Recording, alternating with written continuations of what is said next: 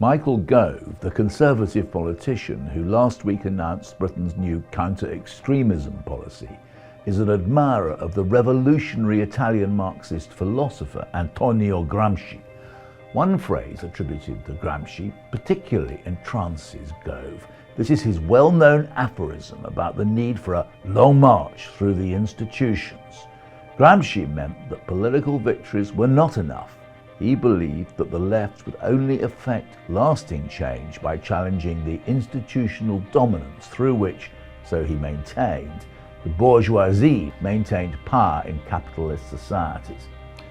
Gramsci, who died aged 46 in a Rome clinic after a spell in one of the Italian fascist leader Benito Mussolini's prisons, called this form of domination cultural hegemony. Gove and his allies on the near-conservative right of the Tory party have adapted this idea and turned it on its head. They became convinced that while it is quite easy for the Conservative Party to win a general election, it could not transform Britain because civil society had been captured by the left.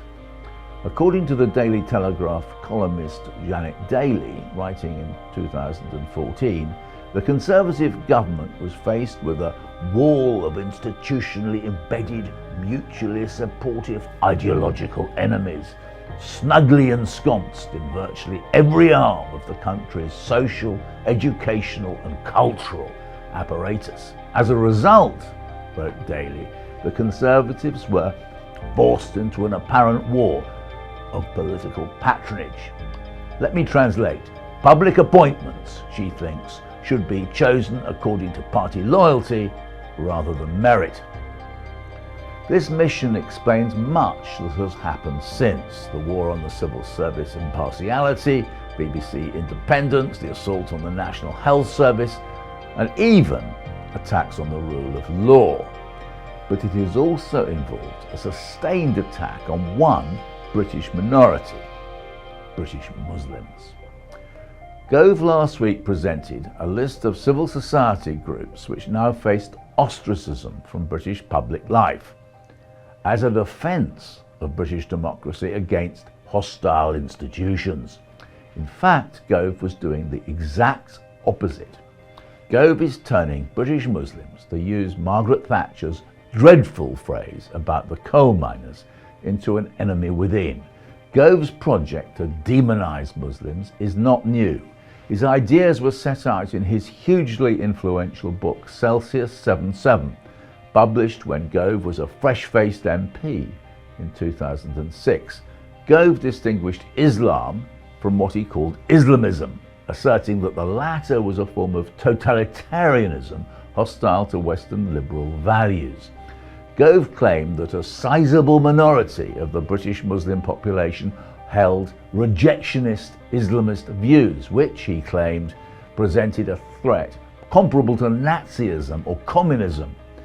Gove's knowledge of Islamist history and theology was then, and remains, negligible. He was relying on the work of the Orientalist Bernard Lewis, the inventor of the Clash of Civilizations thesis, according to which Western civilization and Islam are at war. Like Gove, Lewis was an ardent supporter of the Iraq invasion. I haven't got nearly enough space here to set out the many egregious errors of fact and judgment contained in Celsius 77. Those wishing to do so should read the great historian William Dalrymple's contemporary review. The historian of India, who knows the Middle East well, called Gove's book a confused epic of simplistic incomprehension, riddled with more factual errors and misconceptions than any other text I have come across in some 2 decades of reviewing books on this subject.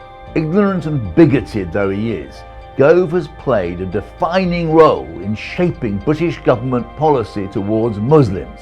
As Education Secretary, Gove promoted a state-sanctioned attack on a vulnerable Muslim community in inner-city Birmingham, destroying the careers of many Birmingham teachers, as well as wrecking the education prospects of thousands of largely Muslim children.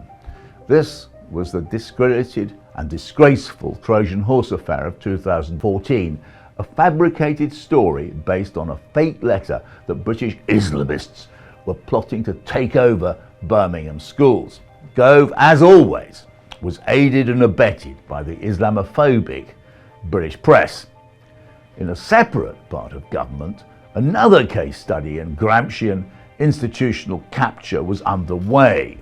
The Conservatives had long been suspicious of the Equalities and Human Rights Commission, the EHRC, whose task was to protect minority groups from oppression and to articulate Britain's post-war vision of a generous and open multicultural society. As such, it was crucial for the protection of the rights of British Muslims. The Conservative government, needless to say, set about wrecking it. Funding was slashed, while, as I documented at the time, the EHRC has failed to stand up for British Muslim communities under attack. It remains a mystery why the EHRC has failed to investigate allegations of Islamophobia in the Conservative Party, despite widespread authenticated evidence from reputable sources of anti-Muslim prejudice stretching from party activists and councillors to MPs and cabinet ministers and to the very top of the party. At the same time, the Shawcross review of Britain's Prevent Counter-Extremism programme has had massive consequences, shifting the focus of counter-extremism policy towards so-called Islamist radicalisation and away from the extreme far right. Explaining the new focus in the Commons, then Home Secretary Suella Braverman praised the far-right polemicist Douglas Murray for his, open quotes, mainstream, insightful and perfectly decent political views. Braverman added that in no way was Murray an extremist. The mainstreaming of Murray illustrates a central feature of the new definition of extremism. Individuals on what used to be regarded as the far right have been, quote, normalised, while previously accepted Muslim organisations risk being cut off from the public sphere. To help the process along, the Conservative government has made a long series of partisan appointments to key public roles. One significant example was the choice of William Shawcross to carry out the review of Prevent. Shawcross did not enter this contested and delicate area as an impartial observer. As with Murray, Shawcross's views on Islam would be regarded by many observers as extreme. In January 2012, he told an American audience, "Europe and Islam is one of the greatest, most terrifying problems of our future. I think all European countries have vastly, very quickly going Islamic populations." Meanwhile, the individual tasked with overseeing the government's implementation of Shawcross's report is Robin Simcox, Britain's Commissioner for Countering Extremism. Until recently, it would have been axiomatic that a British government would choose a figure who could be widely accepted as impartial and fair-minded on the question of what constitutes extremism. All the more so given that the Commission for Countering Extremism has the power to designate groups as extremist. It operates without a public charter and publishes neither its membership nor the minutes of its meetings. Many would argue that if Simcox was taking his role seriously, he should have focused on former Home Secretary Suella Braverman, who appointed him after she said, "Islamists are in charge of Britain now." Meanwhile, Lee Anderson MP, a former deputy chairman of the Conservative Party, recently declared that London Mayor Sadiq Khan was under the control of Islamists. Simcox has not condemned these comments as extremist, nor has the Conservative MP Paul Scully been condemned for repeating the far-right conspiracy theory that parts of London and Birmingham were no-go areas for non-Muslims. Middle East Eye wrote to Simcox asking whether the cases of Braverman, Anderson and Scully were being investigated as potentially extremist. There's been no answer.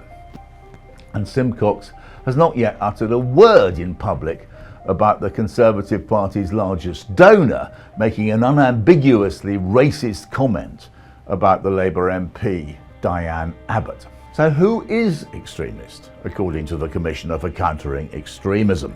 In October, Simcox described the popular slogan, "From the river to the sea, Palestine will be free," as genocidal in nature. But he strikingly made no reference to the Likud party's official platform, which declares that between the sea and the Jordan there will only be Israeli sovereignty.